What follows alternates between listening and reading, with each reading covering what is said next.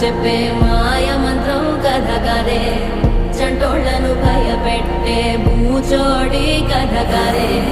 తాత ముత్తాతమ్మల భూతాల కథ కదే